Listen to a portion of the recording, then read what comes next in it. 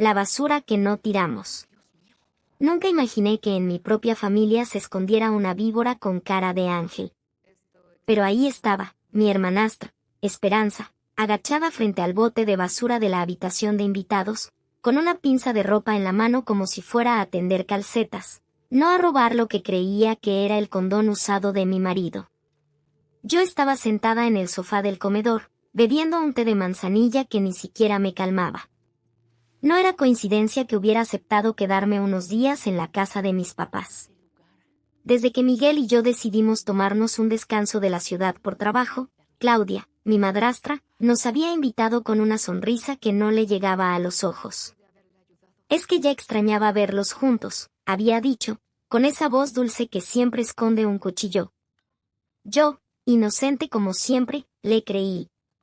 Hasta que esa mañana, al ver a Esperanza meterse al cuarto como sombra, se me erizó la piel entera. No fue la primera vez que me asaltó la duda. Hacía semanas que notaba cómo me miraba a hurtadillas, cómo se quedaba en la cocina cuando Miguel entraba, cómo casualmente se ponía su ropa más ceñida los días que él venía. Pero lo de la basura, eso ya era de otro nivel. En ese preciso instante, Miguel me tomó de la mano y me jaló suavemente hacia el cuarto. Cerró la puerta sin hacer ruido. Cariño, me dijo, con la frente arrugada como si cargara el mundo, creo que algo raro pasa con tu hermanastra. Mi corazón se detuvo. ¿Tú también lo notaste? La vi anoche, susurró. Estaba buscando algo entre la basura de nuestro cuarto. Con mucha cautela, como si temiera que la vieran. Seguro quiso robar nuestros condones. Sentí un frío correrme desde la nuca hasta la espalda. Jamás pensé que algo así me pasaría a mí. Había leído en las noticias sobre mujeres que robaban fluidos de hombres ricos en hoteles de lujo, pero en mi propia casa, con mi propia familia. Miguel me abrazó con fuerza. No te preocupes, mi amor. Pase lo que pase, no la dejaremos salirse con la suya. Apreté los dientes. Porque en ese momento entendí que todo había sido una trampa. Mi papá, don Javier, y Claudia no nos habían invitado por cariño. Nos habían traído a casa para darle a Esperanza la oportunidad perfecta de acercarse a Miguel. Lo peor es que, por suerte, Miguel y yo no habíamos tenido relaciones en estos días. Así que su plan, por ahora, había fracasado. Pero detenerla no bastaba. No puedes vivir con los ojos abiertos todo el tiempo, vigilando a una ladrona de esperma como si fuera un tesoro. Así que decidimos atacar de raíz. Si ella quería un bebé, le daríamos uno. Solo que no de Miguel. Hay montones de hombres solos, sanos, sin hijos, me dijo Miguel esa noche, mientras preparábamos la cena en la cocina de la casa de campo que mis papás tienen en las afueras de Puebla. Si está tan desesperada, mejor le hacemos el favor, pero con el hijo de otro. Y justo en ese momento supe a quien tenía en mente. Don Raúl. No, no es el típico hombre al que una imaginaría como plan B para un embrollo así. Tiene 52 años, es cojo de la pierna derecha desde que un camión lo atropelló en Hermosillo, y su cara está marcada por cicatrices de un accidente con una chalupa en el puerto de Veracruz. Pero también es de los hombres más nobles que he conocido. Trabaja como asistente doméstico en la familia desde antes de que yo naciera. Siempre callado, siempre respetuoso, siempre con ese brillo triste en los ojos de quien ha cargado solo toda la vida. Nadie lo quiso nunca. Nunca se casó. Nunca tuvo hijos. Y ahora, mi hermanastra, con su obsesión por Miguel, le iba a dar lo que más deseaba, aunque no supiera. Esa misma noche, Miguel hizo una llamada discreta. Al día siguiente, don Raúl llegó con una pequeña muestra. No hubo preguntas incómodas. Solo un apretón de manos y una mirada cargada de entendimiento. Nosotros, por nuestra parte, pusimos el escenario. Fingimos hacer el amor toda la noche. Reímos, gemimos, hicimos ruido contra la pared, hasta que, como estaba previsto, a las 7 de la mañana, Esperanza apareció con la bolsa de basura en la mano. Hermana, le dije, fingiendo un bostezo, No vaciar la basura a tiempo da mala impresión. Ven, déjame ayudarte. Ella sonrió con esa sonrisa falsa que lleva años perfeccionando. Gracias, dijo, pero ya tenía los ojos clavados en el cesto. Ahí estaba, un condón usado, doblado con cuidado, como si hubiera sido retirado tras una noche de pasión con mi marido. Lo tomó con la pinza como si fuera oro líquido. Después de sacar la basura, se encerró en su cuarto. Yo, por supuesto, tenía una cámara escondida. Abrí la grabación y la vi con mis propios ojos. Tomó el condón, lo abrió con manos temblorosas, y, sí, se lo colocó sola. El estómago se me revolvió. Pero lo peor vino cuando entró Claudia. ¿Lo lograste?, preguntó mi madrastra, con esa emoción perversa de quien ya ve el botín. Esperanza asintió, radiante. Ya verá esa mujer cómo le quito a su marido. Y no solo eso, le voy a dar un hijo. Miguel no podrá ignorarla cuando vea a su propio sangre en brazos de otra. Claro que sí, respondió Claudia, acariciándole el pelo como si fuera una princesa.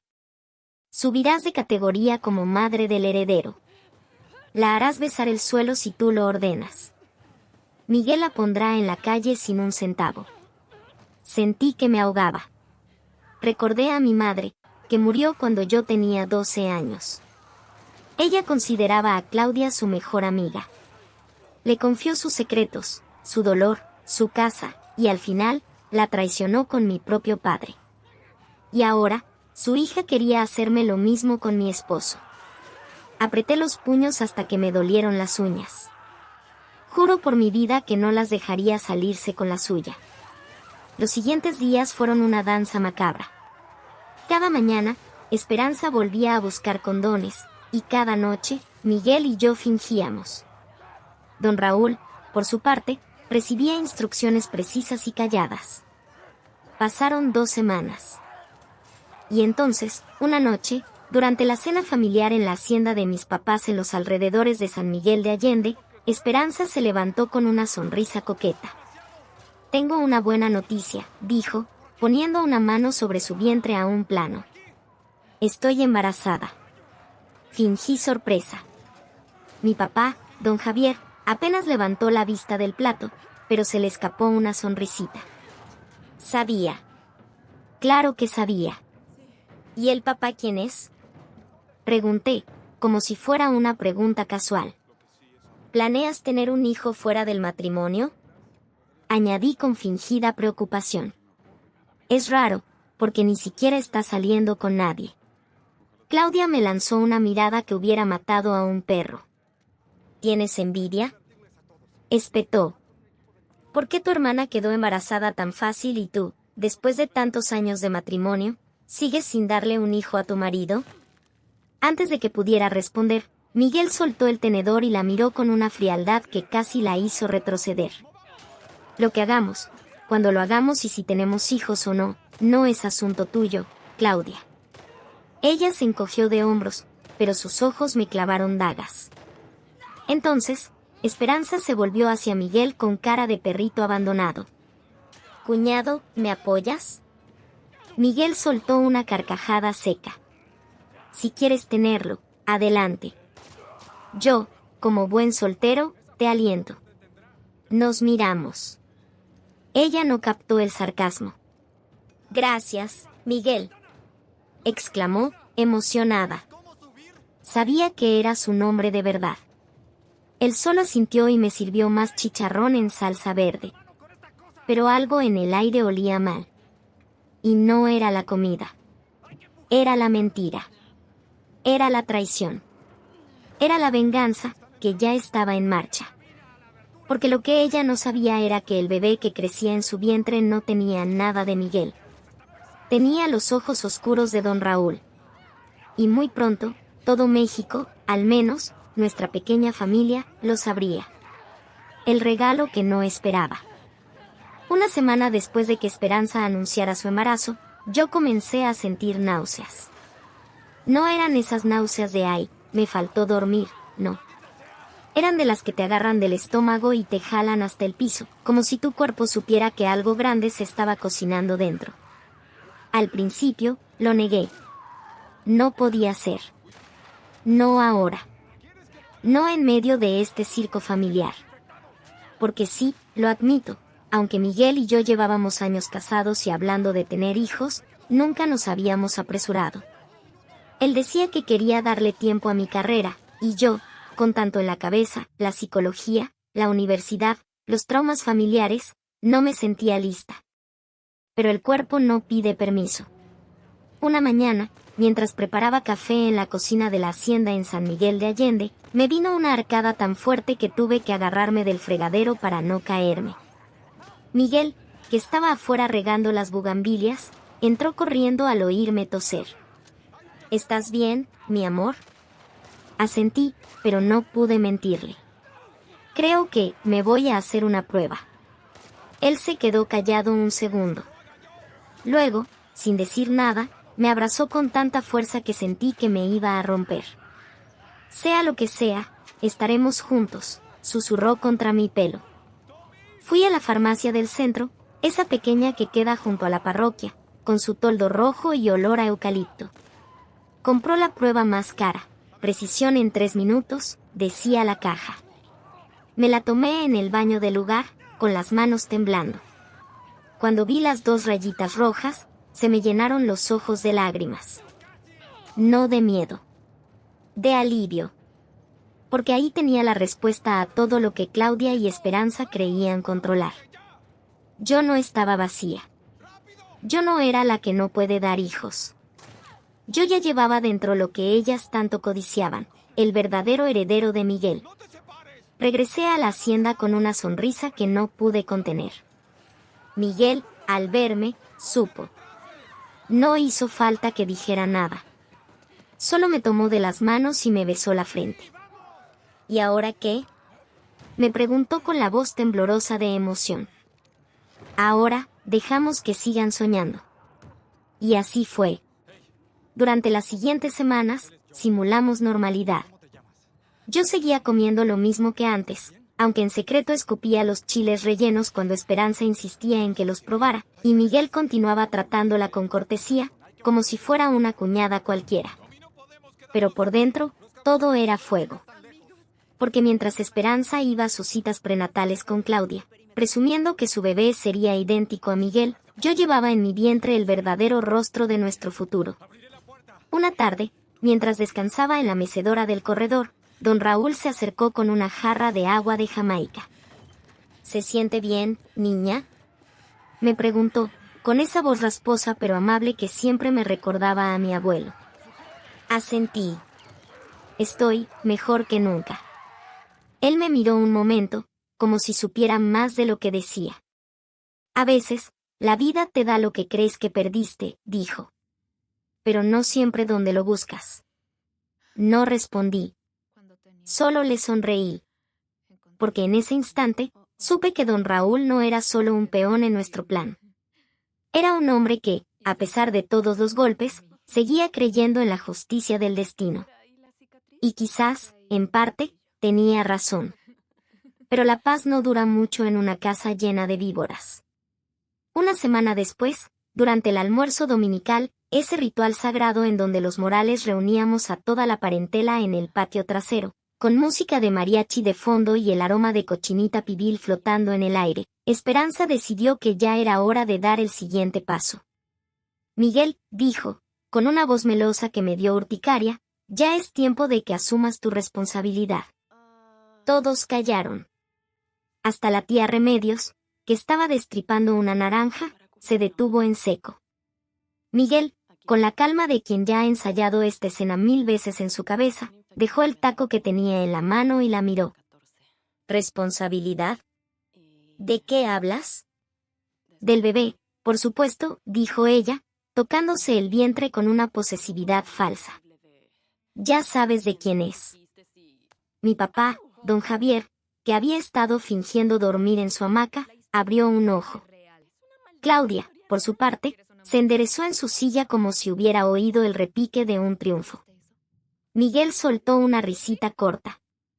Esperanza, tú nunca me has dicho quién es el papá de tu hijo. Solo has insinuado.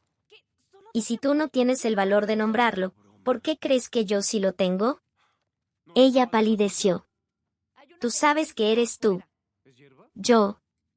Miguel levantó las cejas. ¿Tienes pruebas? Porque yo, la única mujer con la que he estado estos últimos meses, señaló hacia mí, es mi esposa. Y, casualmente, ella también espera un hijo. El silencio fue tan denso que hasta los pájaros callaron. Esperanza me miró como si me hubiera arrancado el alma con las manos. ¿Tú, estás embarazada? Sí, dije, sin titubear. De 6 semanas. El cálculo fue instantáneo en su cabeza. Si yo tenía 6 semanas, eso significaba que mi concepción había ocurrido después de que ella comenzara a robar los condones. Su plan se desmoronaba frente a sus ojos. No, no puede ser, murmuró. Tú no puedes. ¿Por qué no? Pregunté, fingiendo inocencia. Soy una mujer casada. Es lo más natural del mundo. Claudia intervino entonces, con la voz afilada como navaja. Eso es muy conveniente, ¿no? Justo ahora que mi hija anuncia su embarazo, tú también descubres que estás encinta. Miguel se puso de pie. Lo que sea que pienses de mi esposa, lo dices frente a mí. Pero no la acusas de mentir. Su tono fue tan frío que hasta la brisa del patio se detuvo. Y ahí, en medio del patio embaldosado, con el aroma del limoncillo y el humo del comal flotando en el aire, se selló el destino de lo que venía. Porque si antes era una guerra fría, ahora era una batalla abierta. Y Miguel no iba a dejar que nadie pusiera en duda la paternidad de su hijo. Si tú crees que ese bebé es mío, dijo, mirando directamente a Esperanza, entonces hagamos una prueba de ADN. Ella se quedó blanca. No, no es necesario. Si lo es, insistió él. Porque si no lo haces, todo el mundo sabrá que estás mintiendo. Claudia intentó intervenir, pero ya era tarde. El veneno había salido de la botella. Y lo peor, era que ellas mismas habían destapado la tapa. Pasaron los días, y con ellos, la tensión se volvió palpable. Esperanza dejó de disimular. Ahora me miraba con una mezcla de envidia y rencor que apenas contenía. Empezó a hacer olvidos estratégicos. Dejaba sal en el café que me preparaba. Equivocaba los nombres de mis clientes cuando contestaba el teléfono. Incluso una vez accidentalmente tiró mi laptop al piso. Pero lo más grave fue cuando empezó a difundir rumores. Dicen que la esposa de Miguel anda muy pegada con don Raúl, le susurró a la tía Guadalupe durante una misa en la iglesia del pueblo. Que, como Miguel viaja mucho, ella busca consuelo. Afortunadamente, la tía Guadalupe, que es más brava que un chayote con piquete, me lo contó al salir del templo. Mija, si necesitas que le parta la cara a esa ingrata, avísame, me dijo, agarrando su cartera como si fuera un machete. Pero no fue necesario. Porque justo cuando las cosas empezaban a ponerse feas, llegó el día del parto. O, mejor dicho, los días. Porque a las 3 de la madrugada, con el cielo aún negro y los grillos cantando su última canción, sentí la primera contracción. Miguel, gemí, agarrándome del abdomen. Creo que es hora. Él saltó de la cama como un resorte. Ya voy por el carro.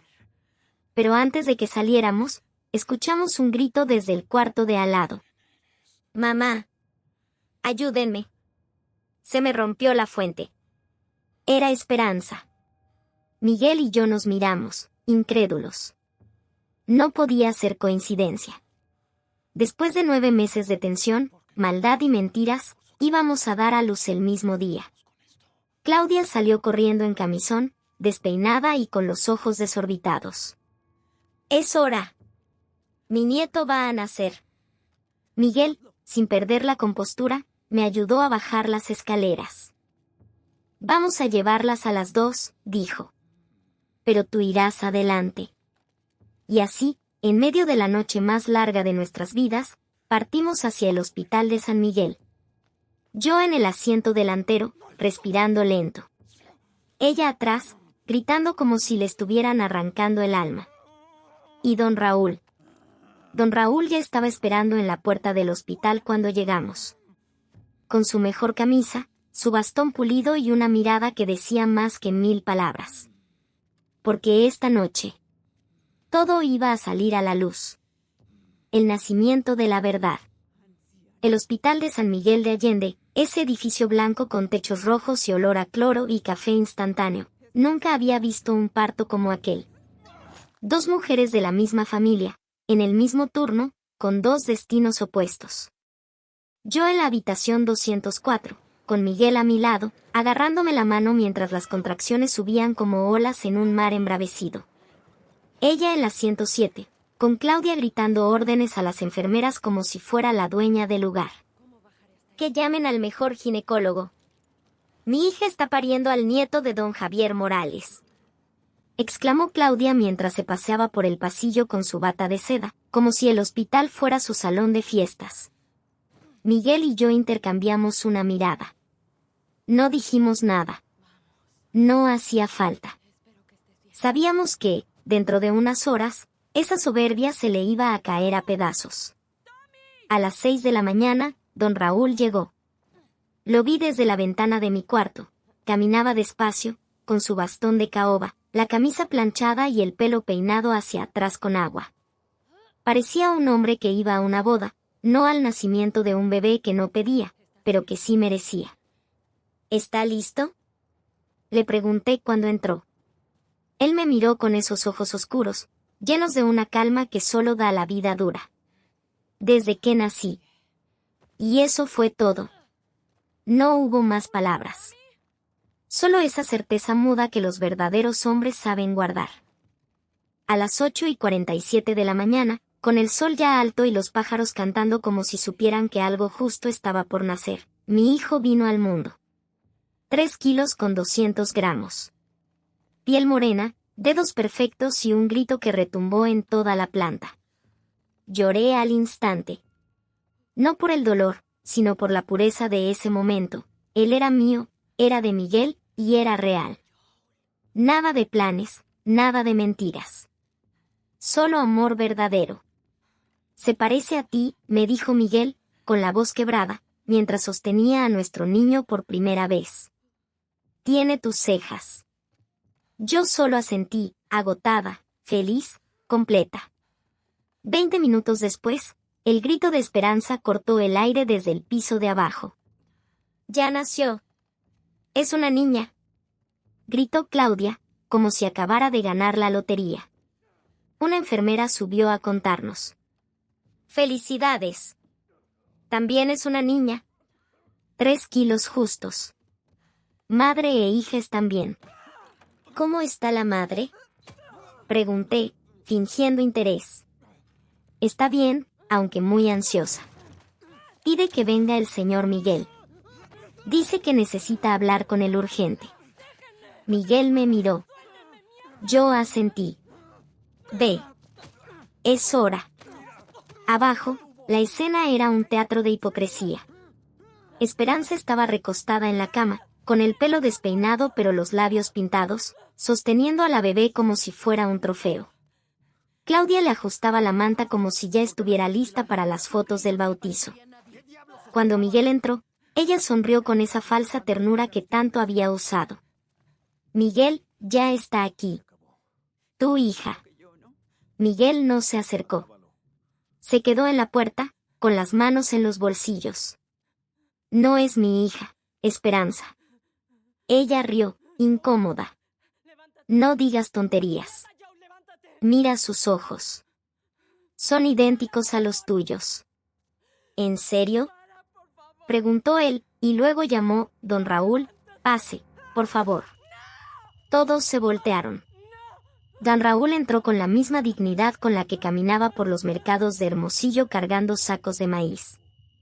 Se acercó a la cuna lentamente, como si tuviera todo el tiempo del mundo.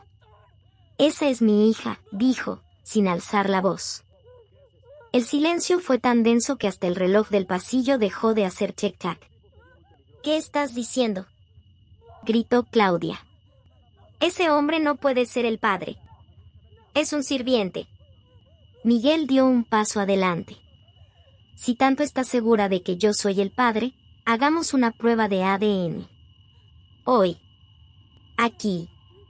En el laboratorio del hospital. Esperanza palideció. No, no es necesario. Tú sabes lo que pasó. No, no lo sé, respondió Miguel. Pero si no aceptas la prueba, todos pensarán que mientes. Y si aceptas, bueno, ya veremos. Claudia intentó intervenir, pero la enfermera jefe, una mujer morena con cara de pocos chistes, dijo: Señora, si quiere la prueba, el laboratorio está abierto.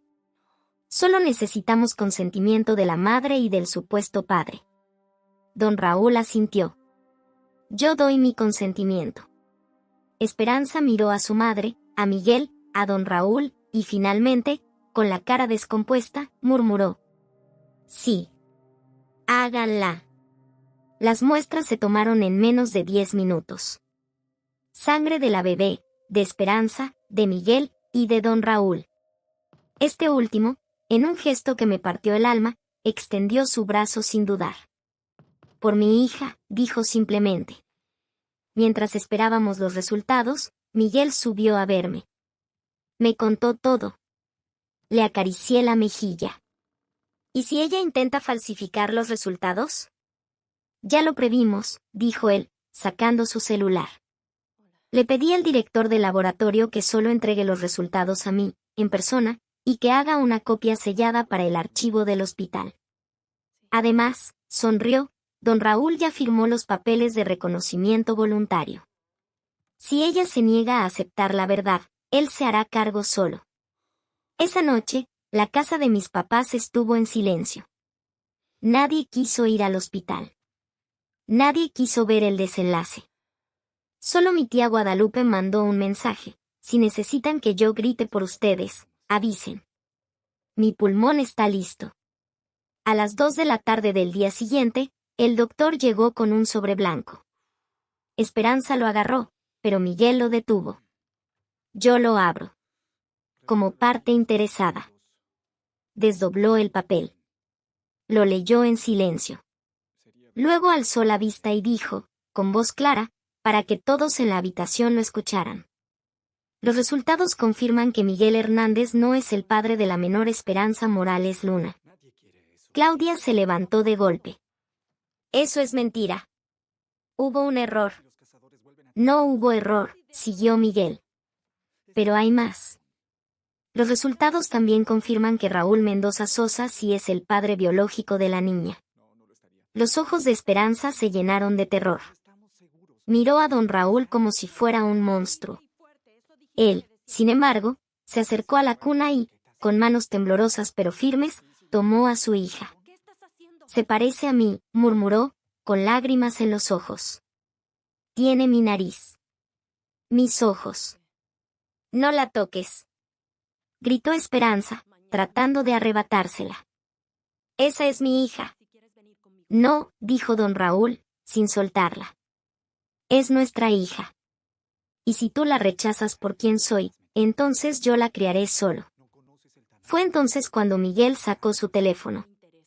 Antes de que sigan gritando, quiero que vean algo. Reprodujo el video.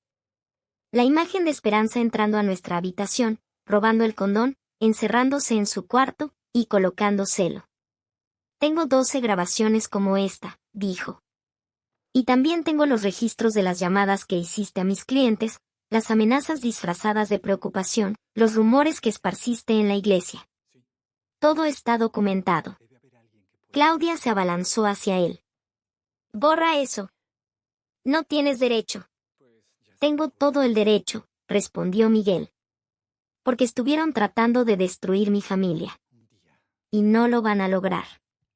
Mi papá, que había estado mudo todo este tiempo, finalmente habló. ¿Es verdad, Esperanza? ¿Robaste? Ella, deshecha, no pudo sostener la mentira más tiempo. Sí. Sí, lo hice. ¿Y qué? Ella siempre ha tenido todo. El marido, la casa, el cariño. Yo solo quería una parte. No se roba la paternidad como quien roba un dulce, dijo mi papá, con una voz rota por la decepción. Eso no te hace digna, te hace peligrosa. Claudia intentó justificarla. Solo quería ser madre. Pero no con honestidad, interrumpí desde la puerta, sosteniendo a mi hijo. Quería un bebé, pero no quería al padre. Quería el título, pero no la responsabilidad. Quería el poder, pero no la verdad. Don Raúl me miró y asintió. Yo sí quiero a mi hija. Con todo lo que eso significa. Esa misma tarde, firmó los papeles ante el notario del hospital. La custodia legal fue suya desde el primer día. Esperanza intentó protestar, pero sin pruebas, sin credibilidad y con un video como evidencia, no tenía caso. Al salir del hospital, Claudia y Esperanza se fueron en un taxi, sin despedirse. Mi papá no las detuvo. Solo dijo: no quiero volver a verlas en esta casa. Don Raúl, en cambio, se quedó. Se mudó a un pequeño departamento que Miguel le rentó a 3 cuadras de la nuestra, en el barrio de Colonia Guadalupe. Las enfermeras le enseñaron a bañar a la bebé, a preparar fórmula, a cambiar pañales. Y lo hizo con una paciencia y un amor que ninguna mentira podría empañar. Una mañana, mientras yo daba de lactar a mi hijo en el patio, don Raúl llegó con su hija en brazos. La niña, que ya le había dado su primer nombre completo, Esperanza Raquel Mendoza Morales, reía al ver a mi niño. Dice que son primos, dijo don Raúl, con una sonrisa tímida. Y lo son, le respondí. De corazón. Él asintió. Y en ese momento, supe que la justicia no siempre viene con gritos. A veces viene en silencio, con un bastón y una mirada noble. La casa que no se derrumbó. El aire en San Miguel de Allende cambió después de aquel día en el hospital. Ya no olía a hipocresía ni a promesas rotas. Olía a jazmín en las macetas, a tortillas recién hechas y al llanto nuevo de 2 bebés que, aunque nacieron el mismo día, tuvieron destinos tejidos con hilos muy distintos. Nosotros nos mudamos a nuestra propia casa 3 semanas después del parto. No era grande, pero era nuestra, una casita blanca en la Colonia Guadalupe, con un patio trasero donde Miguel colgó una hamaca y yo planté una mata de ruda para espantar las malas vibras. Ya no quería vivir bajo el mismo techo donde mi madre había sido traicionada, ni donde mi hermanastra había orquestado su venganza desde la sombra. Don Raúl, por su parte, se instaló en el departamento de al lado, el que Miguel rentó a buen precio a una familia que se fue a Querétaro. Cada mañana lo veía salir con la carriola, ajustándose el bastón con una mano y saludándome con la otra. La bebé, Esperanza Raquel, como él la llamó, ya le sonreía con esos ojitos negros que parecían saber más de lo que una recién nacida debería saber. Y sí, a veces me daba un vuelco el corazón al verlos juntos. Porque él la amaba de verdad. No por lo que ella le daba, sino por lo que ella era, su hija. Nada más, nada menos. Mi relación con mi papá se recompuso poco a poco. No fue fácil. Había años de silencios cómplices, de miradas que evitaban las preguntas incómodas. Pero después de echar a Claudia y a Esperanza de la hacienda, algo en él se quebró, y también se sanó. Perdóname, mija, me dijo una tarde, sentados en el corredor donde solía dormir mi madre. Debí protegerte. En lugar de eso, me dejé cegar por esa mujer y su hija. No fue tu culpa, le respondí, tomando su mano arrugada.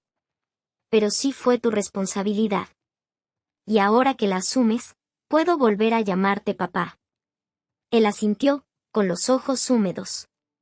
Y esa noche, por primera vez en años, cenamos solos. Sin máscaras. Sin audiencia. Solo padre e hija, remendando lo que el tiempo y la traición habían desgarrado. Mientras tanto, Claudia y Esperanza se hundieron en su propio pantano. Al principio, intentaron regresar. Una mañana, cuando apenas teníamos 2 meses en la nueva casa, tocaron la puerta. Esperanza venía con la cara demacrada, el pelo sin arreglar y un vestido que ya no le quedaba. Solo quiero verla, dijo, con voz temblorosa. No vengo a pelear. Quiero ver a mi hija. Don Raúl salió al patio. No la dejó entrar. Puedes verla los domingos, a las 11. Aquí mismo. Pero no vas a entrar a mi casa, ni a tocarla si no te has bañado, ni a hablarle de mentiras. Si vienes con buena intención, bienvenida. Si vienes a reclamar, mejor vete ya. Ella lloró. Dijo que todo era injusto, que la habíamos humillado, que nadie la entendía. Nadie te entiende porque no quieres que te entiendan, le respondió don Raúl, tranquilo. Quieres que te tengan lástima. Y eso no es lo mismo. Se fue sin despedirse. Volvió 2 semanas después. Y otras 2 veces más. Pero cada visita duraba menos. Hasta que dejó de aparecer por completo. Escuché por la tía Guadalupe que había conseguido un trabajo en un centro de llamadas en Celaya, y que Claudia vivía de vender pasteles a vecinos que ya no confiaban en ella. La vida, al final, cobra justicia, no con gritos, sino con ausencias. Mi negocio, mientras tanto, floreció. Después de tantos meses de sabotaje, clientes que creían que era una farsa, y rumores venenosos, la verdad se abrió paso como el sol después de la tormenta.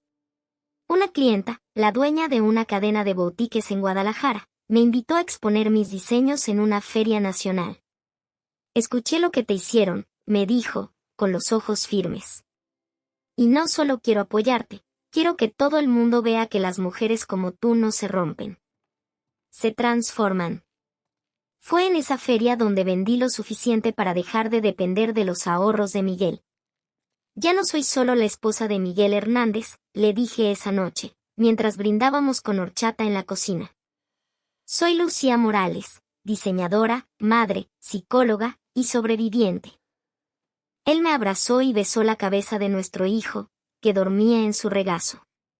Siempre supiste quién eras. Solo necesitabas que el mundo dejara de gritar para escucharte. Don Raúl, por su parte, se convirtió en una de las personas más respetadas del barrio. No por su dinero, él seguía viviendo con lo justo, sino por su dignidad. Los vecinos empezaron a llamarlo don Raúl, el papá de la niña bonita. Las señoras le ofrecían comida, los niños le pedían que les contara historias, y hasta el dueño de la tienda de la esquina le reservaba los mejores plátanos para el biberón de Esperanza Raquel. Una tarde, mientras lavaba ropa en el patio, me llamó. Niña, ¿puedo pedirte un favor? Claro, don Raúl. Siempre. Quisiera inscribir a mi hija en una guardería. Pero no entiendo los papeles. Fui a su casa con mi laptop y lo ayudé a llenar la solicitud. Fue un trámite sencillo, pero para él, era el primer paso de una paternidad activa, legal, visible. Gracias, me dijo, con la voz quebrada. Nunca pensé que llegaría a esto. A cuidar de alguien que me mira como si yo fuera su héroe. Es que lo eres, le dije. No porque hayas hecho algo grandioso, sino porque elegiste hacer lo correcto, cuando era más fácil hacerlo cómodo. Él sonrió. Y en ese momento, vi en sus ojos la paz que tanto había buscado toda su vida. Pasaron los meses. Llegó el primer cumpleaños de los niños. Organizamos una pequeña fiesta en el patio. No hubo música de mariachi, ni cochinita pibil, ni parientes incómodos. Solo nosotros, don Raúl, la tía Guadalupe, mi papá, y 2 bebés que gateaban juntos como si fueran hermanos de sangre. Miguel preparó chicharrón en salsa verde, el mismo que solía servir en las cenas familiares donde todo era mentira, pero esta vez, el sabor era distinto. ¿Sabes qué? Me dijo mientras servía. Esta vez, no hay nada escondido en la salsa. Solo puro sabor. Reímos. Y en ese instante, comprendí que la redención no es un golpe de suerte, es una elección diaria. Elegir perdonar. Elegir no odiar. Elegir seguir construyendo, aunque el terreno esté lleno de escombros. Hoy, 2 años después, todo ha cambiado, y a la vez, nada ha cambiado. Mi hijo dice papá cada vez que ve a Miguel. La hija de don Raúl lo llama papi con una sonrisa que le ilumina la cara entera. Mi papá viene a vernos los domingos, y a veces se queda a dormir en la hamaca. Y yo sigo estudiando psicología, pero con un nuevo enfoque: ayudar a mujeres que han sido traicionadas, manipuladas, usadas. Porque sé lo que se siente. Y también sé que no está sola. Esperanza y Claudia siguen allá, en algún rincón del mapa, viviendo con las consecuencias de sus actos. Nosotras, vivimos con las nuestras. Pero las nuestras tienen nombre de amor. Y eso, al final del día, es lo único que importa. Flores de cempasúchil y promesas rotas. El primer día de Muertos después de los nacimientos fue distinto. No hubo más ofrendas fingidas, ni rezos vacíos por mi madre mientras Claudia usaba sus recetas como excusa para meterse en mi cocina. Esta vez, armé el altar yo sola, en mi propio patio. Puse una foto de mi mamá en el centro, rodeada de cempasúchil recién cortado, pan de muerto horneado por mis manos temblorosas, y una copa de su mezcal favorito, el de Oaxaca, con el gusano intacto, como ella decía que tenía más coraje. Tu mamá estaría muy orgullosa de ti, mija, dijo la tía Guadalupe mientras acomodaba veladoras. Nunca se dejó pisotear, y tú tampoco lo hiciste. Asentí, con el nudo en la garganta. Porque sí, mi mamá fue traicionada. Pero yo no lo fui. No del todo. Porque supe a tiempo. Y eso, en esta vida, es un regalo más grande que la inocencia. Esa noche, mientras Miguel velaba con mi hijo en brazos y don Raúl llegaba con Esperanza Raquel envuelta en una manta bordada por él, prendí la última vela. Mamá, susurré, ya no tienes que velar por mí. Ahora yo velo por los míos. El verdadero cierre no vino de las palabras, sino de los actos. Una semana después, don Raúl me pidió ayuda para registrar a su hija en el registro civil de San Miguel de Allende. Quiero que su acta diga todo, Raquel Mendoza Morales. Con 2 apellidos. No quiero que nadie diga que es hija de nadie. Lo acompañé. En el mostrador, la funcionaria lo miró un poco por encima, como hacen con los hombres humildes. Pero don Raúl no bajó la vista. Mi hija, dijo, con voz firme, merece lo mismo que cualquier otro niño. La mujer asintió, impresionada por su orgullo, y le entregó los papeles finales. Cuando salimos, me entregó uno de los documentos. Para que lo guardes. Por si algún día ella pregunta quién soy yo, y alguien trata de borrarlo. Guardé el papel en mi escritorio, entre mis apuntes de psicología. Porque entendí que la historia de un hijo no empieza con el amor de una madre, sino con el coraje de un padre que se atreve a decir sí cuando el mundo le dice no. Esperanza, mi hermanastra, intentó una última vez. Fue en diciembre, durante las posadas del barrio. Yo había organizado una pequeña celebración en el patio, ponche de frutas, piñata de estrella, y tamales envueltos en hojas de maíz fresco. Ella apareció de repente, con un abrigo grueso y los ojos hundidos. Solo quiero verla, dijo, mirando hacia la ventana donde don Raúl acunaba a la bebé. No vengo a pelear. Miguel iba a intervenir, pero yo lo detuve. Déjala. Si viene con el corazón abierto, que pase. La dejé entrar. Era la primera vez que veía a su hija desde que firmó los papeles de custodia compartida, que luego incumplió, porque jamás volvió a las visitas acordadas. Al ver a Raquel, se le quebró la cara. Está hermosa, murmuró. Don Raúl no dijo nada. Solo le tendió la niña. Ella la tomó con torpeza, como si temiera romperla. La bebé la miró un segundo, y luego desvió la vista, como si no la reconociera. ¿Por qué no me mira? Porque no te conoce, respondió don Raúl, sin rencor. Los hijos no nacen con memoria, pero sí con intuición. Y la suya sabe quién la cuida. Ella lloró. No con lágrimas fingidas, sino con sollozos verdaderos, de esos que duelen en el alma. Yo creí que, si tenía un hijo de Miguel, todo cambiaría. Lo único que cambia es lo que siembras, le dije. Tú sembraste mentiras. No te quejes si no cosechaste amor. Se fue sin decir más. Y esa fue la última vez que la vi. Mi papá, por su parte, empezó a reconstruir su vida también. Cerró la hacienda de San Miguel, demasiados recuerdos, demasiadas sombras, y se mudó a una casa pequeña en Mérida, a solo 20 minutos de donde yo estudiaba en la Universidad Autónoma de Yucatán. Quiero estar cerca de mis nietos, dijo. Y de ti. Porque perdí demasiado tiempo creyendo en la mujer equivocada.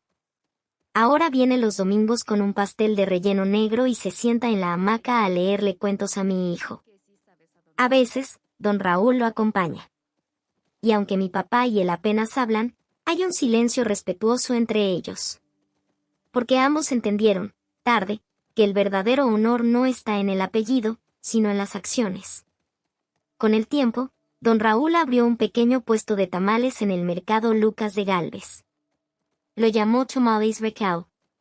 Para que su nombre siempre esté en la boca de la gente, me dijo, con una sonrisa. Pero con respeto. La tía Guadalupe fue su primera clienta. ¡Ay, don Raúl! Gritaba cada mañana. Hoy los de cochinita están más buenos que los del abuelo Pascual. Él solo ríe y le regala uno extra pa' la siesta.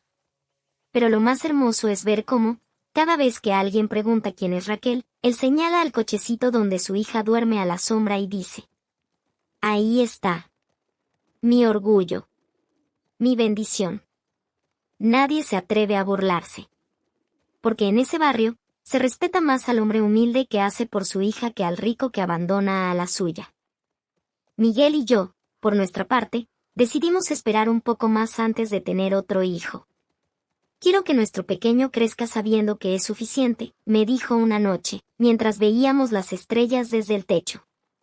Que no necesita hermanos para sentirse amado. Y yo supe que, al fin, estábamos sanos. No porque ya no doliera el pasado, sino porque habíamos elegido construir algo mejor con sus escombros. Hoy, cuando paso por el mercado, veo a don Raúl con su bastón y su delantal blanco, sirviendo tamales con una sonrisa que nunca tuvo antes. Cuando entro a clase de psicología, mis compañeros me preguntan cómo hago para equilibrar todo: estudio, maternidad, negocio de ropa tejida a mano que ahora vendo en línea. Con verdad, les digo. Porque cuando vives en la mentira, todo se desmorona. Pero cuando vives en la verdad, hasta lo roto puede florecer. Y lo creo. Porque lo he visto. En los ojos de mi hijo. En las manos de don Raúl. En el silencio de una casa que, por fin, ya no huele a traición. El altar que nos unió. Hace 3 años, mi madre murió creyendo que su mejor amiga la amaba. Hoy, su hija vive en una casa llena de flores de cempasúchil, risas de niños y el olor a tamales recién envueltos. La vida tiene una manera extraña de cerrar círculos, no con venganza, sino con justicia silenciosa. Fue en Todos Santos, en el puerto de Veracruz, donde todo encontró su forma final. Miguel había conseguido un proyecto de consultoría en la zona, y decidimos pasar una semana allá con los niños. Don Raúl nos acompañó, ya no como empleado, sino como tío Raúl, como le decía mi hijo al correr a abrazarlo cada mañana. Caminamos por el malecón una tarde, con el mar verde golpeando los muelles y el sonido de los pescadores regresando con sus redes llenas. Raquel, ahora de 3 años, llevaba una flor en la oreja y la manita agarrada de la de su papá. Mira, papi, dijo, señalando un cenzontle que cantaba en una palmera. Canta como tú. Don Raúl soltó una risa profunda, esa que antes solo salía en susurros. Los cenzontles no cantan como yo, mija. Cantan como quien tiene el alma libre. Ella lo miró con esos ojos negros que tanto se parecen a los suyos, y le respondió. Pues tú también tienes el alma libre, papi. Se me llenaron los ojos de lágrimas. Porque en esa frase, tan simple, tan verdadera, estaba toda la redención que nadie en esta historia merecía, pero todos necesitábamos. Mientras tanto, en Mérida, preparaba el altar de muertos más grande de mi vida. Ya no lo hacía en la casa de mis papás. Ahora lo armaba en mi propio comedor, bajo un techo que pagué con mis propias manos, con las ventas de mis diseños tejidos a mano y las consultas de psicología que empecé a dar en línea. Mi mamá tenía su lugar de honor, claro. Pero esta vez, añadí una foto más, una vieja instantánea de don Raúl cuando era joven, trabajando en los campos de Sonora, antes del accidente, antes del olvido. ¿Por qué pones a don Raúl en el altar? Me preguntó mi hijo, ahora con 5 años y la curiosidad de un filósofo. Porque los altares no son solo para los muertos, mi amor. También son para los que renacen. Él asintió, como si lo entendiera mejor que yo. Y tal vez sí.